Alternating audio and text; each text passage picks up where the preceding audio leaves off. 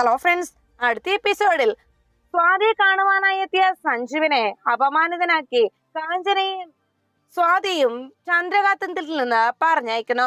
ചന്ദ്രകാന്തത്തിലെത്തിയ സഞ്ജുവിന്റെ മനസ്സിനെ വേദനിപ്പിക്കുന്ന രീതിയിലുള്ള വാക്കുകളും ഇനി ഞാൻ സഞ്ജുവിനോടൊപ്പം വരില്ലെന്നും അമ്മുവിനോടൊപ്പം സഞ്ജു ജീവിച്ചാൽ മതിയെന്നുമുള്ള സ്വാതിയുടെ വാക്കുകൾ കേട്ട് ഹൃദയം തകർന്ന് സഞ്ജു അവിടെ നിന്ന് പുറപ്പെടുന്നു.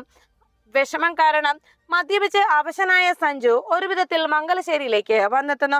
കാറിൽ നിന്നിറങ്ങുന്ന സഞ്ജു ബോധം മറിഞ്ഞ് അകത്തേക്ക് കയറാൻ പോലും വയ്യാതെ കാലും കൈയും കുഴഞ്ഞു നിൽക്കുന്ന സഞ്ജുവിനെ കണ്ട് അത്രയും നേരം കാത്തിരുന്ന ലച്ചു സഞ്ജുവിനരികിലേക്ക് ഓടിയെത്തുന്നു.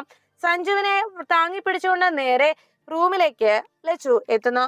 റൂമിലെത്തി സഞ്ജു ബെഡിലേക്ക് വീണത് ലച്ചു സഞ്ജുവിനെ കാലും കൈയുമൊക്കെ ബെഡിൽ കൃത്യമായി തന്നെ വെച്ചതിന് ശേഷം സഞ്ജുവിനെ കിടക്കാൻ അനുവദിച്ച് ലച്ചു പോകാൻ ഒരുങ്ങുമ്പോൾ സഞ്ജു ലച്ചുവിന്റെ കയ്യിൽ കടന്നു പിടിക്കുന്നു. ലച്ചുവിനെ പോകാൻ അനുവദിക്കാതെ സഞ്ജു ലച്ചുവിനെ തന്റെ നെഞ്ചിലേക്ക് ചേർത്ത് കിടത്തുന്നു. അങ്ങനെ സഞ്ജുവിന്റെ നെഞ്ചിലെ ചൂട് പറ്റിക്കൊണ്ട് ലച്ചു സഞ്ജുവിനെ നെഞ്ചിലേക്ക് തല ചേർത്ത് പിടിച്ച് ആ റൂമിലിരിക്കുന്നു.